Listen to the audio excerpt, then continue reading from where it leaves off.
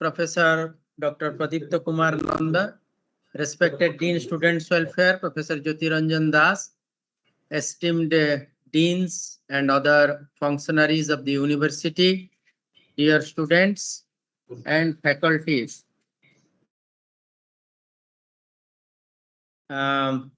It's really a privilege on my part to present you the today's item, that is Future of the Work webinar. Precursor to the Education Working Groups meeting in Bhubaneswar from April 27 to 29, there were a lot of Jan Bhagidari Karyakrams in almost in all the districts of Odisha. For your information, this university was entrusted the responsibility of conducting the Jan Bhagidari Karyakrams in Balangir, Keonjhar and Mayurbhanj. And since the launching of the event from 1st April 2023, continuously we have been organizing different competitions in different allotted institutions of these three districts. So today we'll be conducting the webinar on future of the work.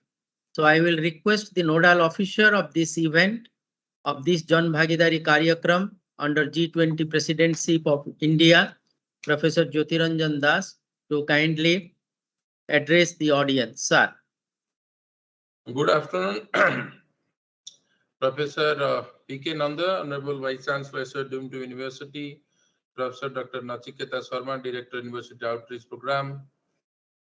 As you all deans, directors, faculty members, and my dear students, as you are aware, India has assumed the G20 presidency for the year 2023 with the theme Vasudhaiva Kautumbakam.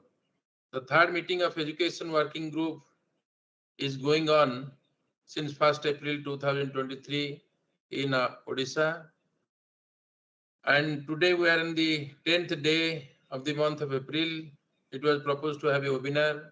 Today we have planned to have an expert talk by Professor P.K. Nanda, Honorable VC, and Professor Sharma will also deliver a presentation. It is going to be ended in the last week of this month, from 23rd April. It will begin and it will be completed in 29th April. As per the information which is already shared by Professor Sharma, we are extensively working in 3 remote districts, Balangir, Keonjhar and Mayurbhanj. Professor Sharma is coordinating the Balangir district. Professor Priyabrata Patnaik is coordinating Keonjhar district.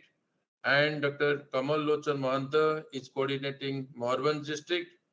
We are getting all supports from our News 7 and Prameya. Those are both sister concerns of our university. From the PR department, every time we are sending the reports to IIT Bhubaneswar, because IIT Bhubaneswar is the authorized coordinating institution. We are the anchor institution. Apart from SO University, there are other 9 institutions. There are also those who are also playing the role of anchor institutions in this Jan Bhagidari program.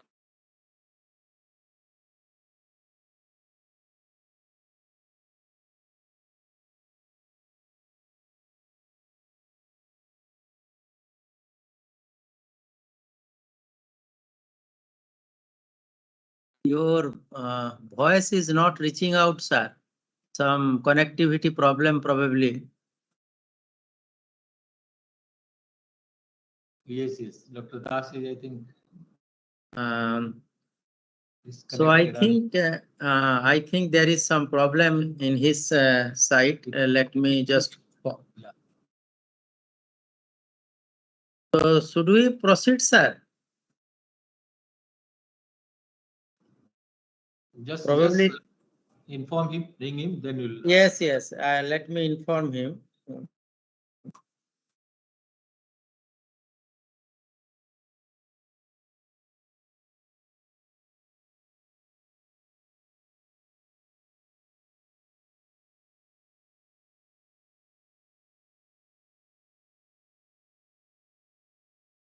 Hello,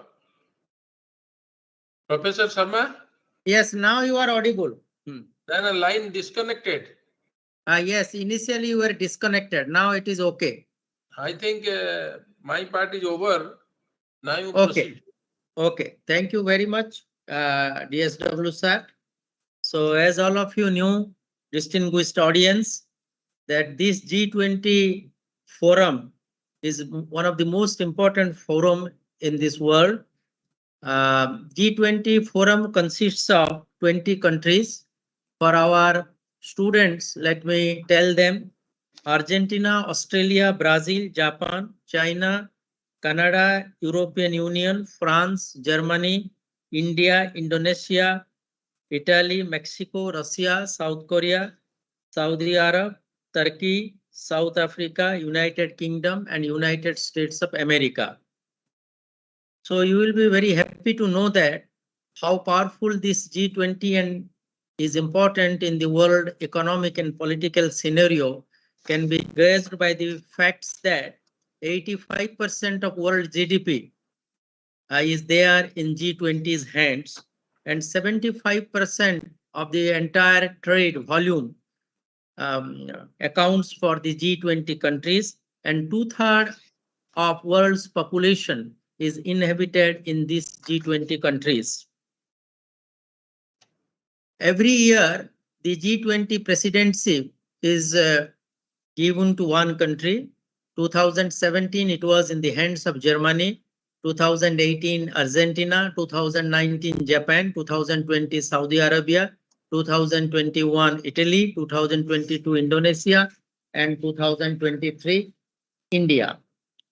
Now, as our Prime Minister has very rightly pointed out, that this important engagement of this G20 must percolate to the common public. That's why he is emphasizing on this Jan Bhagidari, which is a very strong element of India G20 presidency. Not only that, India's ethos, which is there for thousands of years, Vasudhaiva Kutumbakam, one planet, one future, one family. So you see, due to accelerated technological advancement, at least after the Industrial Revolution and the last few years, the world has shrunk to the size of a village. So there are a lot of positive and negative repercussions. Just to give you an example, that when one culture is separated by geographical distance of 6,000 kilometers, and there is no possibility of interacting with that civilization by other civilizations, then the intricacies of those civilizations, maybe some positive points, maybe some negative points, that will be stored there. But there is a danger of this globalization, this LPG, this liberalization and globalization. There will be the danger of uniformity. What will happen? It will have a very disastrous effect on the age-old practices of local cultures, which are beneficials. So how to tackle these things is the main theme of future of work, because here there will different kinds of emerging technologies are also coming, like AI, automation, machine learning, transforming logistics with a special thrust on coastal economies and their infrastructure, skill architecture, governance models. So these are some challenges. So what will happen when these new technologies are very revolutionary, and the skill with which we are being taught, or our students or our educational system is there, the educational systems and the youth must update themselves, and the process is continuous skilling, reskilling and upskilling. Otherwise we will become dinosaurs, we will become extinct. As all of you knew, there is a very famous story which we were uh, reading in our school days, Maguniro Sogoda by Godavaris Mahapatra. This is a very beautiful story which is has a lot of relevance in this updating of skilling that I have mentioned you just now. So there was a person called Maguni, and he has 2 sets of cows, and he was daily go. He will be moving to a nearby city, and he will collect passengers and come to the village, and he will charge a small amount, and he was very happy. But the moment the kings of that area brought a boss, then gradually how Maguni has reduced to poverty and finally he has died. So that story has lot of pathos and lot of learning materials in every phase of society, whether it is the trams of Calcutta or whether it is the rickshawalas or whether it is the small grocery shops, how they are going to compete with supermarket, how they are going to compete with different latest kind of technology is a really a very challenging situations. So this thing is not that simple. One aspect is, in order not to be extinct, you have to continuously reskill yourself, upskill yourself, but it is not that easy. In the process, what will happen? There must be some kind of support system also. Otherwise, you see, the way we are being taught, especially prior to the NEP 2020, and NEP 2020 has not been fully implemented in different institutions throughout the countries. So prior to NEP 2020, if you look at the educational scenarios, then we have a lot of emphasis on our left hemisphere of the brain, which deals with logic and all other things. So there was a study, pilot study for 6 years. I was involved in that study where we were actually examining class 6 students for a scholarship examination. So we are conducting a IQ test based upon a Cambridge studies. And those IQ tests was consisting of 10 tests, 5 for odd and 5 even. The even were for the right hemispheres and the 5 odd tests were for the left hemisphere. And there was a very short time limit, and the student of that class 6 are expected to answer those 10 tests. On the basis of, there was a very comprehensive evaluation methods also, but you will be surprised to find that for almost I have conducted that test for 6 years in order to select 10 students who will be offered scholarship, and then they will read from class. All support will be provided to them till their higher educations. And there was a very revealing findings. Almost all tests and all the 10 students who were qualified to get this scholarship were lopsided in the sense that they have excellence in left hemisphere skills, but they were very inadequate on the right hemisphere skills. Now, what the right hemisphere of our brain deals with? It deals with poetry, it deals with synthesis, it deals with beauty, it deals with all. It acts like a what I can say, it acts like a floodlight. If the left hemisphere acts like a spotlight where your tool is to dissect, logically you will go on dissecting and dissecting and dissecting and finally reach at a point, just we are doing with an atom. So I will dissect an atom, I will find out electrons, then there will be nucleus, I will enter into the nucleus, then I will find out fundamental particles. But the other way is to see the thing in a holistic way, which is called a synthetic approach. And that will act like a floodlight. Instead of breaking things into components, it will take the whole thing and try to realize it, or try to. So these are the 2 ways of acquiring knowledge. I am not saying which is superior, which is inferior. And the test also suggests that it is always better to be balanced. that means you must have the adequate amount of left hemisphere skills and adequate amount of right hemisphere skills. So, so that this two way of learning that I was mentioning you, both the logical aspect is required for a life, and also the synthetic approach is required for a life. Because I just remember one of the greats here who has told, somebody was asking him how to lead a good life. तो उनका जवाब बहुत बेहतर है, अभी तक मुझे याद है कि कुछ मान के चलो, कुछ जान के चलो. इसका मतलब है there are certain things in life where we must poke our nose, where we must try to understand it, logically break it. But there are certain things where we need not do all these kind of tools. We must not bring these kind of tools. We must believe. We must have a faith.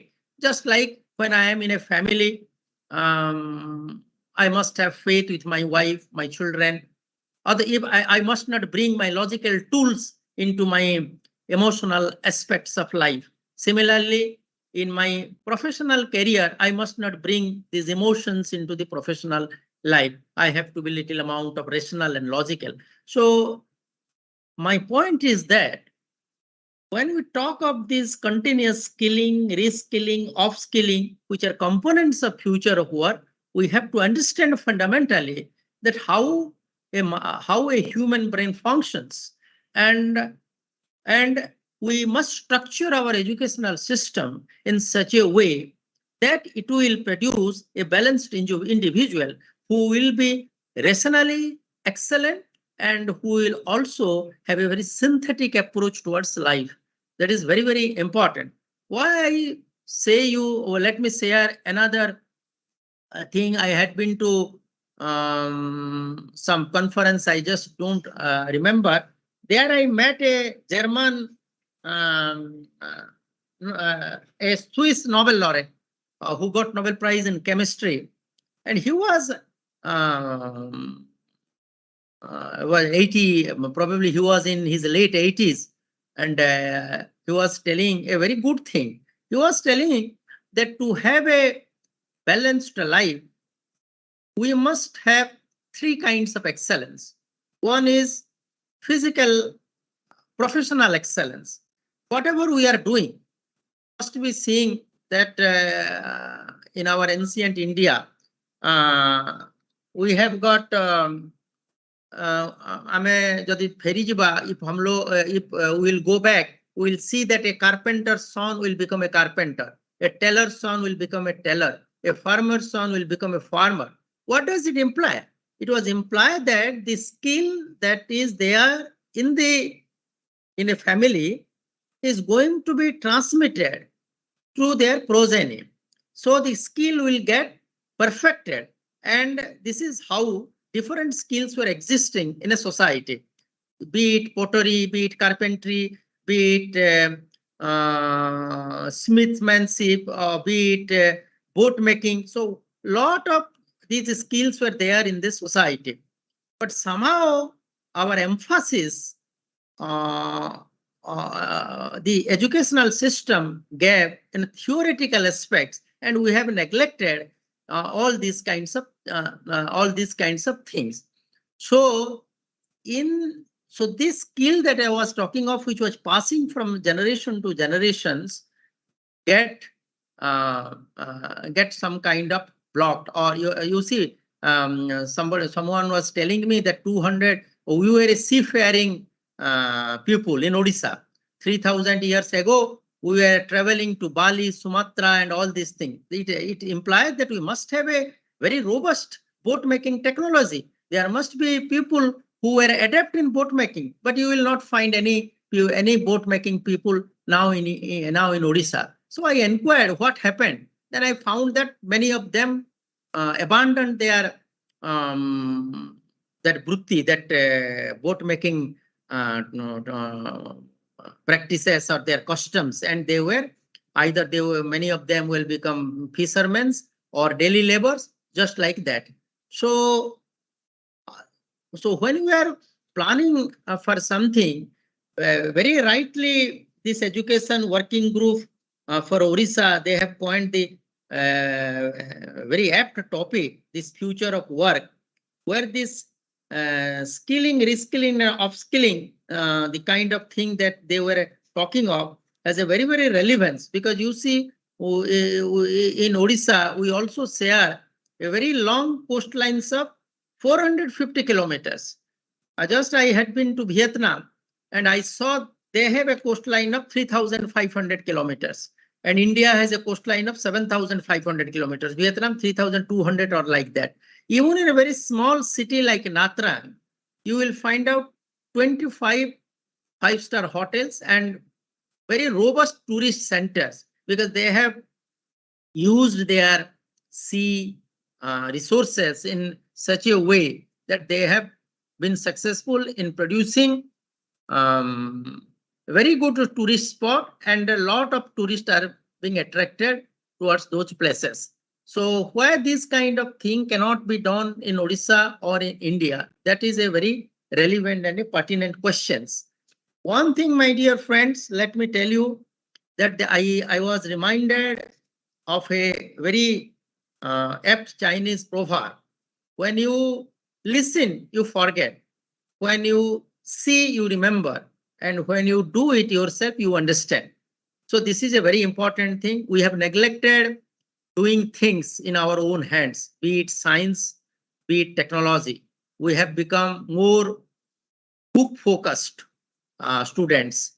So that has to be changed, because unless we do it ourselves, unless we understand, even to change a tire of a scooter is not that easy unless you have done it. So this kind of thing has to be brought into our educational systems, into our practices, into into our social intercourse, so that gradually we will become a manufacturing hub also, because Prime Minister's Atmanirbhar Bharat, this dream can be a reality, provided we will become a manufacturing hub in addition to a world-class service provider. And that can only be possible at least down few years down the line, if this kind of thing will be given emphasis. Because I saw very beautiful kind of, almost all these kinds of things were completely innovative in Vietnam. They are glass, they are table, chairs, pens, everything you will find out completely different. So this can only be possible. We have the potentiality, we have our students, and we have to bring the rural people also. And that's why another great emphasis of this national education policy is on regional languages, because hardly 10 to 15% students are reading in English medium schools, and still there is 80 to 85% students who are reading in vernacular schools. So when all these things, including our women folk, if all will be participating in this economic activities, manufacturing activities, skilling, upskilling, and reskilling that this future work is mentioning, then definitely this Atmanirbhar Bharat will become a reality. And I am sure India will not only become a third or second largest economy, at least India has all the potentiality, because the demographic dividend is with us. We have all the potentiality of becoming the number one economic power of the world. With these words, I am again thankful to all of you for your patience. Thank you very much. Now I will request our Vice Chancellor, sir, to kindly address the audience, sir. Thank you, Dr. Sharma. Thank you, Dr. Das. And good afternoon or good evening, you can say. This is a very, I must thank both Dr. Sharma and Dr. Das for inviting me to share some of my thoughts on this aspect of the future of the work culture, future of the work. I think Dr. Sharma spoke at length. Nevertheless, I'll share some of the thoughts on this. the days are gone. I think we are in a different dimensions of the space, and yes, we are global village, and the concepts and methodologies, strategies of the work has changed. We have experienced it, and technology also has evolved. Tools have evolved, and therefore we have a fancy of using the new tools and to our advantage. We have been using it. That's fine, but then that has also changed the culture, work culture, and also the future workspace will change. If you look at today's newspaper in Odisha, Chief Minister, Honorable Chief Minister of Odisha is in Japan, and he conducted the virtual cabinet meeting from Japan, and also I think passed many bills, important bills on that. So this says that those days are not here, days are gone, when the physical presence is necessary to in fact deliberate, discuss, and take a decisions. I think also the unprecedented pandemic taught us a lot of things. I think the whole world woke up suddenly to a virtual world, though physical world is necessary, but therefore neither the virtual nor the complete physical will help us. The future is in hybrid mode. I mean to say that it should be both virtual and remote, and also the physical space or the on-site space. I mean, the work group, the work space is along with you. It goes with you wherever you are. So it's not mandatory now that you should be physically present in your workplace and then discharge your duties. So therefore, the hybrid mode of workplace is the because after pandemic, everybody preferred the hybrid mode, and I think a lot of educational institution also adopted, and so we have also adopted something like blended mode of learning is necessary. The outcome-based education also of NEP highlights that yes, blended mode is necessary because the physical mode is necessary, but yes, you can avail the best of the opportunities of the world. I mean to say that the best expertise is at your doorstep. And on the top of that, digitization is actually helping us. I think we must know that the Google is one of the kind of the everybody says that undoubtedly that we refer to that. But on the top of everything, there must be a kind of the physical one or the hybrid one, which will help us to think both remote and both also hybrid one. So we may get the expertise around the world or across the planet uh, virtually, and which otherwise was not actually possible physically, and is also expensive, also time consuming. So therefore, in pandemic, we have seen a lot of lecture series, conferences went on virtually, and I think although we may not say that we achieved which we would have achieved physically, but nevertheless, it was welcome step. So hybrid mode has been adopted and will be continuing for a few years. And the workspace, one need not physically be present, which is there with all the kind of the, could it be IT company, could it be manufacturing. So now the remotely accessing, remote control, and remote kind of attendance is also acceptable. So therefore, the concept of remote, like if one is traveling or if one is on the way, it doesn't mean that the workspace should suffer. So one can do participate and then discharge the duty. Like I gave the example of Chief Minister of Odisha, Honorable Chief Minister conducting a meeting. These are the headline of the today's newspaper. So the moment you think of, we have observed, in fact, that's fine. The technology is playing a vital role. And if you look at today's latest technology that we have been, there is a buzzword of AI, machine learning, augmented reality, virtual reality, and whatnot, robotics and cyber security, and all these things, 3D printing, they're all helping. The technology is helping us. But on the top of that, look at the technology you have been using.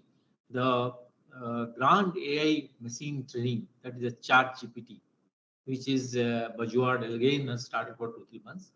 And there is a lot of debate going on. So if that happens, the work culture will completely change.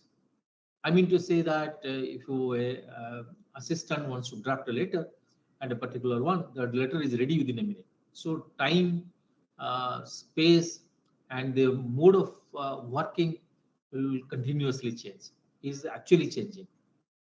Look at the way we live in today. Few years back, maybe 30 years back, when we started our, maybe 35 years back, when we started our own job, physical presence and physical everything was happening physically. Now I think we have a handheld device called cell phone, which has everything with us.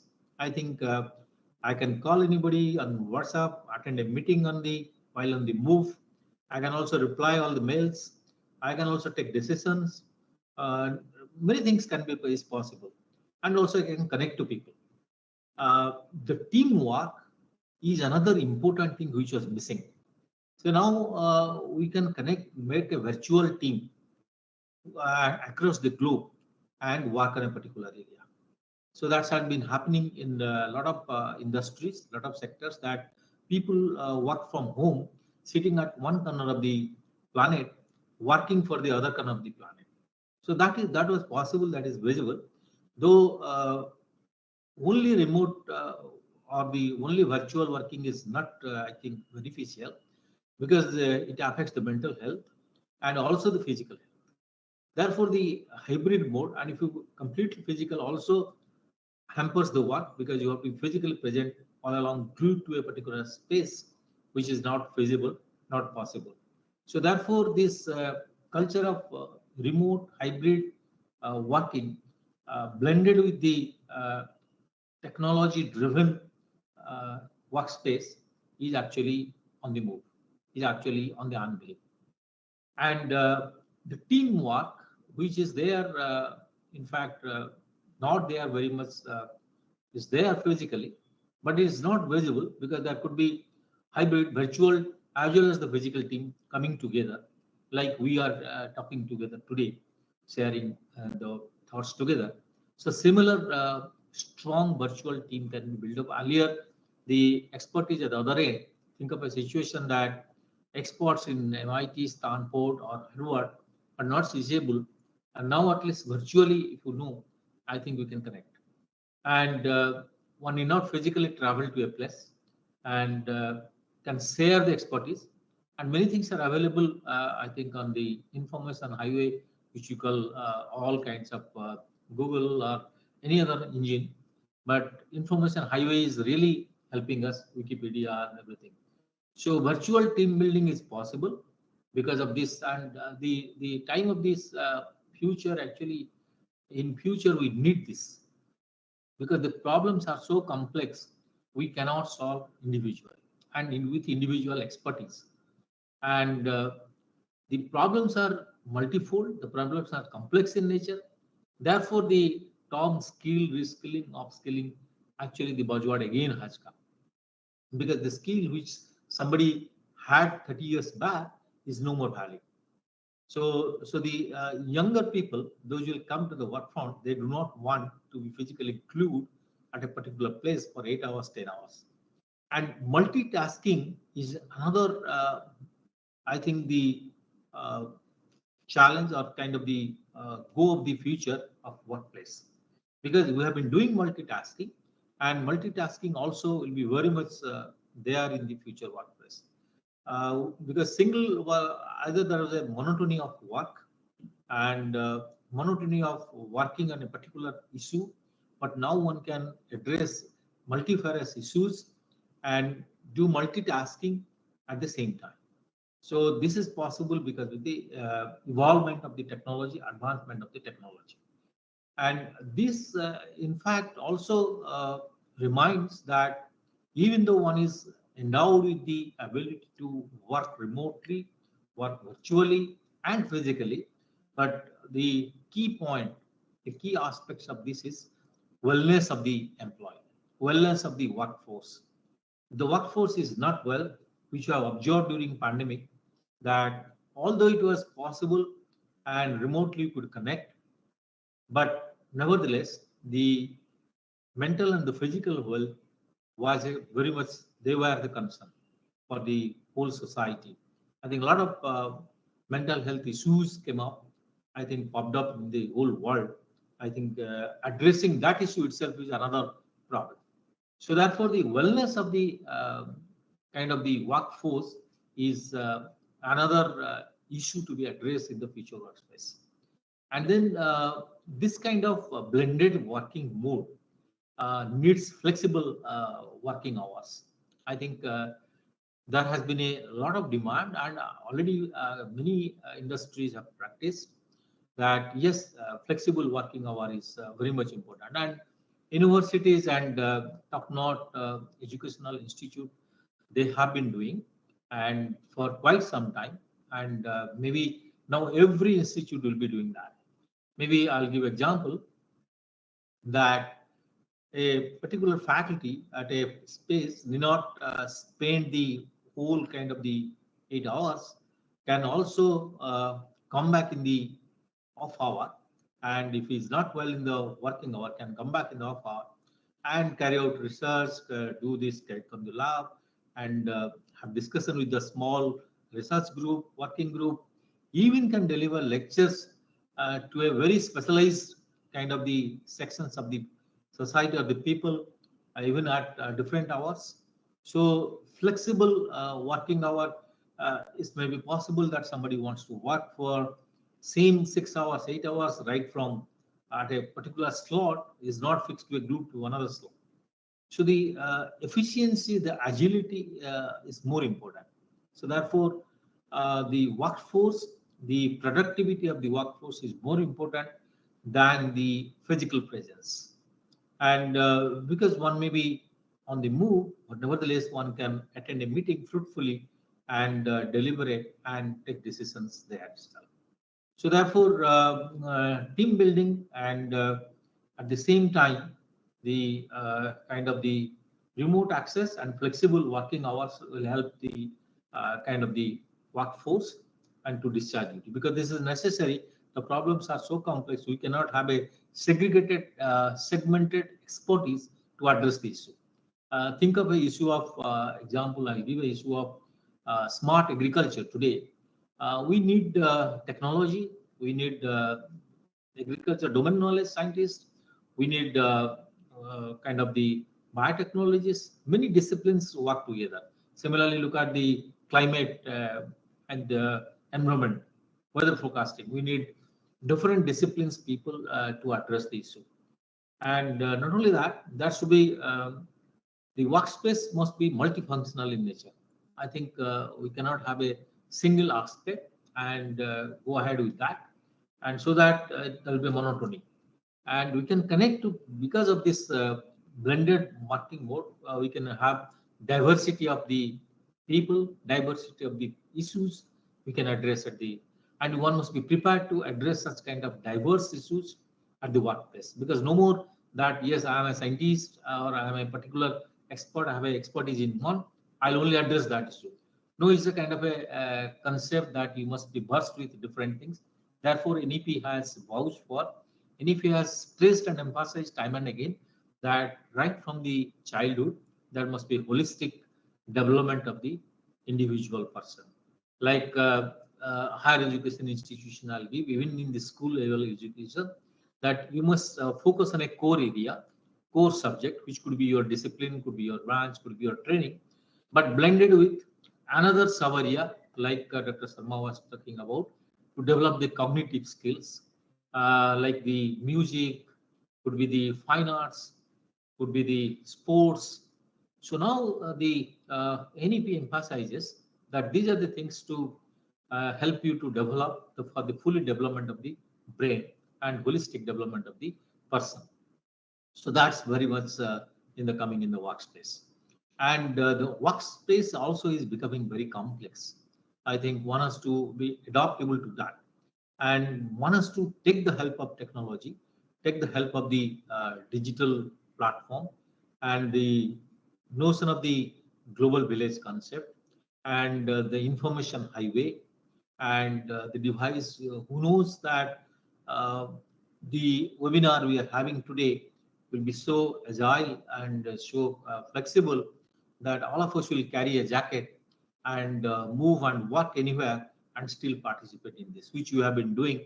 And we know that while attending a webinar, people do multitasking and all. So some of the things, so the challenges are there before the future generation, and even the older generation do have to pick up, which you have seen in the last 3 years pandemic. Even the old people could pick up and were very conversant. So the all the learning management systems like the Moodle platform, like the Piazza platform, which have been there, where the interaction. So therefore, this is a world where interaction, continuous learning environment must be there. And in the workplace also will change. We must be able to adapt to the workplace as fast as possible. So therefore, agility is one of the attributes of the future workspace. I think these are some of the viewpoints I must say. So the challenges are, though benefits are many, challenges are also multifold. So I wish that all of us will be prepared for the future one, and will work in that space, not thinking that no one is obsolete, and one can evolve to the demand of the situation and to the current scenario, and wish that will evolve with a global village, with a tremendous, powerful planet with peace and bliss. Thank you very much. Thank you, sir. Thank you very much. I think we should take one or two questions if there are any questions. Dr. Sharma, Sir, before that, I wish to announce some important information, please, please. or particularly for students and also the faculty members. Please. Honorable Vice Chancellor, sir, for kind information. Yes. Okay. Sir, countries like Belgium, Brazil, Bulgaria, Croatia, Guyana, Mongolia, Portugal, and South Africa, probably 8 countries, and around 4 to 5 delegates from each country will be visiting our university, sir. Okay. From 14th April to 16th April. Dr. Sharma, am I right? Yes, sir. Maybe actually I have not much information. Maybe that one. They are reaching in 14th April evening, sir. Sir. Okay. There will be a cultural evening by our students. Sir. An honorable founder president will host a dinner. Okay. It is the proposed plan. Second day, 15th April, okay. A seminar by our university faculty and also experts in the auditorium, followed by cultural evening, and Minister of Education and Minister of Skill Development Entrepreneurship will host the dinner. Then 16th, again cultural evening, followed by dinner, which will be hosted by our Sikhanstan University. These 3 days is our responsibility, sir. And it is also a part of Next Gen Democracy Network, Gen Next Democracy Network. Okay. And which is under the authority of Indian Council for Cultural Relations. Oh, yes, ICCR. And it is also, they are also using the G20 initiative, sir. Okay. And day after tomorrow, as you said, the madam from Amrita Vishwavidyalaya, they have come. They will have a orientation program which is under C20, sir. In 12th April. This is just I shared for the information of one and all present here, sir. Okay, thank you. I think this 14, 15, 16 is, I think, very crucial, as you told. Yes. Sir. So anybody, we can take one or two questions. If anybody has any questions, please.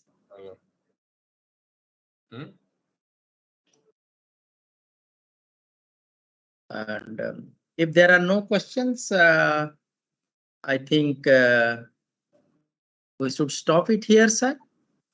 Yes. So on behalf of the sir. Yeah, go ahead. Okay. So on behalf of the nodal officer and the university and the outreach cell. I am according, Excuse me, Dr. Sharma. sir. Another important function is on 21 April. Sir, which Priyavrata one? sir will say one line. Please tell. Oh. Sir, I am not allowed to speak. No, I have opened the loudspeaker on. Please you tell. Okay. So, sir, by Ministry of Skill and organizing a mock. Your voice is breaking. Voice is very low. Can you make it on mute, sir? Already on mute. Nachiketa sir, make me on mute. आप Tabde mute को unmute करना दी. से राजशेखर हरिका सेपटे अछंती माने ए Rajashekar please allow and Priyavrata sir. Please unmute Priyavrata sir.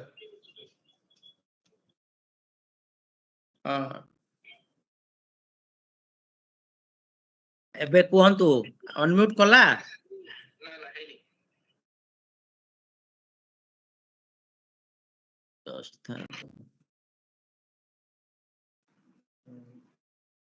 So good evening all.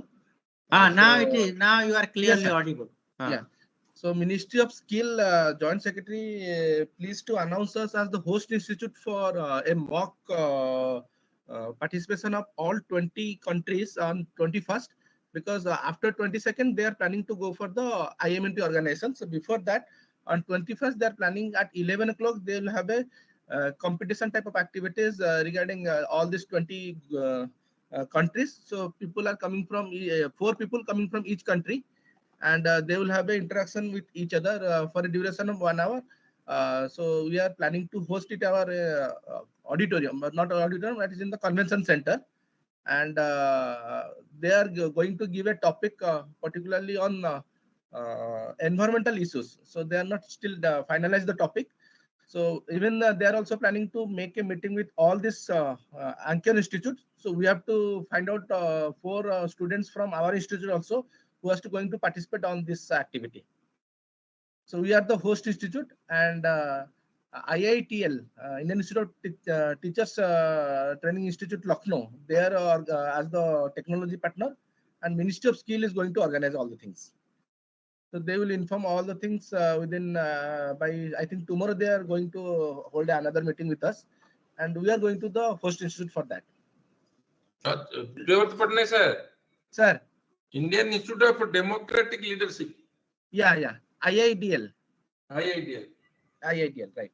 And Shiksha Anusandhan is the hosting institute.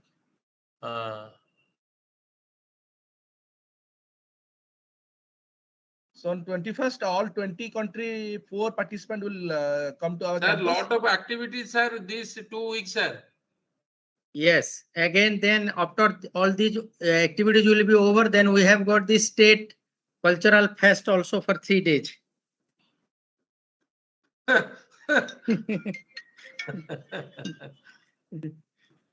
So the entire April and maybe the May first week will be completely jam-packed. To all the faculty members voluntarily kindly help us so that we'll organize this activities successfully, because it's a global symbol. All country, almost all 20 country people are coming to us. So we I think DSW sir, under the presidency of the Vice Chancellor, should convene a small meeting. That will be okay, isn't it, sir?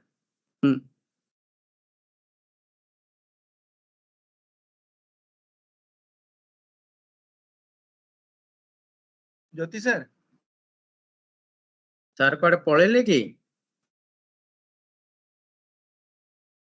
ମୁଁ କହୁଥିଲି କି vice ଚାନ୍ସେଲରଙ୍କର ସଭାପତିତ୍ୱରେ ଗୋଟେ meeting ଆପଣ କଲେ, ଏଇ ଯେହେତୁ ଏତେ ଗୁଡାଏ କାର୍ଯ୍ୟକ୍ରମ ଅଛି, ଗୋଟେ କୋର ଗ୍ରୁପ ଭଳିଆ ମାନେ କାଲି ଆଡକୁ ରଖିଦେଲେ ମିଟିଂ ଟେ, ମାନେ ସେ ସବୁ ଜିନିଷ ଫାଇନାଲାଇଜ ହେଇଯାଆନ୍ତା। ଶୁଣନ୍ତୁ ଆଜ୍ଞା, ମୁଁ କଣ କରିଛି ସାର୍ ଙ୍କୁ ଜଣେଇ ଦଉଛି। ପରଦିନ ଯୋଉ 1 hour ଓରିଏଣ୍ଟେସନ ଅଛି, ସେଥିପାଇଁ କାଲି ତ ଆଉ କରିହେବନି କିଛି, ମୁଁ ସମସ୍ତଙ୍କୁ ଜଣେଇ ଦେଲେଣି 400-450 କାପାସିଟିର ଦେ ୱିଲ୍ କଣ୍ଡକ୍ଟ।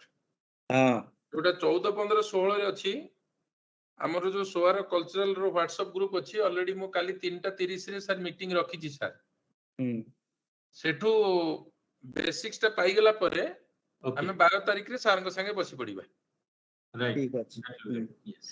ଆଉ 21 ତାରିଖ ଯୋଉଟା ପ୍ରିୟବ୍ରତ ପଟ୍ଟନାୟକ ସାର୍ କହିଲେ, ସେଥିପାଇଁ ଆମେ କିଛି ରେଡି ହେଇନୁ, ସେଇଟା ବି ପର ଦିନ ବସିବା ସାର୍, ସେଇ ଗୋଟେ ମିଟିଂ ରେ ସାର୍ ସାର୍। ତା ଥିମ୍ ଟା ଦେଲେ କି ସେ କହୁଥିଲେ ଯୋଉ ସାଟର୍ଡେ ମିଟିଂ ରେ ଦେବେ ବୋଲି?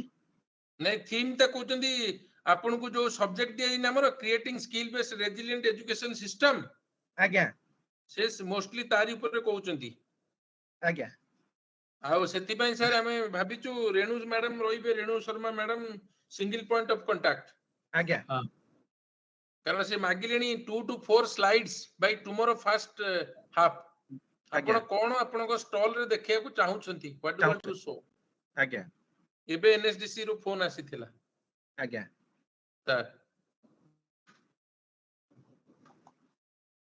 ପ୍ରିୟବ୍ରତ ପଟ୍ଟନାୟକ ସାର୍, ଆଜ୍ଞା ଆପଣ ଟିକେ ରେଣୁ ମ୍ୟାଡାମ ସାଙ୍ଗେ କଥା ହେଇଗଲେ, ମୁଁ ଏବେ କଥା ହେଇଯାଉଛି। ଆଜ୍ଞା କାହିଁ କହିଲେ ସେଟା ସ୍କିଲ୍ ଇନକ୍ୟୁବେସନ TBI ସବୁ ଯେମିତି ତା ଭିତରେ ଦେଖାହବ ଆମର, ଆଜ୍ଞା ଆଜ୍ଞା ପ୍ଲସ୍ ମୁଁ ଏଇ ଯୋଉ କଥା ହେଇଯାଉଛି। ଫାର୍ମାସି ଆଉ ଏଗ୍ରିକଲଚର ଯେତେ ରିଲେଟେଡ ଅଛି, ଆଜ୍ଞା ଯେ ନହେଲେ ଷ୍ଟଲ ଟା ଭଲ ନହେଲେ ସେ 10 by 10 ର ଜାଗା ଦଉଛନ୍ତି। ଆଜ୍ଞା ଆଜ୍ଞା ଏଇଟା ଯୋଉଟା IMMT ଭୁବନେଶ୍ୱରରେ ସେଇଟା ହଉଛି। ସେଇଟା ଆଁ? ସେଇଟା ସାର୍ IMMT ଓହୋ, ଭୁବନେଶ୍ୱର ଷ୍ଟଲ ଆଚ୍ଛା ହବ। ଏପ୍ରିଲ 23 ରୁ 29 ଯୋଉ। 23 ପ୍ରଥମ ହଁ ଆଜ୍ଞା। 23 ରୁ 29 ହଁ। ସାର୍ 21 ତାରିଖ ଦିନ ଆମର ଖାଲି 20ଟା ଟେବୁଲ ପଡିବ, ଟେବୁଲରେ ରେସ୍ପେକ୍ଟିଭ କଣ୍ଟ୍ରିର ଫ୍ଲାଗ ରହିବ, ସେଇଟା ତ ଆମେ ସେମାନଙ୍କ ପରଦିନ presentation କଥା ରହିବ, ହେଇଯିବା, ସେଠି ଏଠି କାଇଁ କଥା participate ହବା, କରିବେ। ହଁ ସେଇଟା ଆମେ ପରେ କଥା ହବା। ଆଜ୍ଞା ଠିକ ସେଇଟା ଅଛି ପରଦିନ କଥା ହେଇଯିବା। ଆପଣ ଟିକେ ଏଇନା ଆଜ୍ଞା। ରେଣୁ ମ୍ୟାଡାମ ଫୋନ କରନ୍ତୁ। ତାଙ୍କ ସାଙ୍ଗେ କଥା ହେଇଯାଉଛି। ଆଜ୍ଞା ହଁ ସାର୍, ରହିଲି ସାର୍, ନମସ୍କାର। ସାର୍ ନମସ୍କାର। Thank you. Thank you. So I am extremely thankful to all of you for your kind presence. I am also thankful to the Honorable Vice Chancellor and Dean Students Welfare and other faculty and distinguished audience. Thank you very much. Okay. Thank you. Thank you all.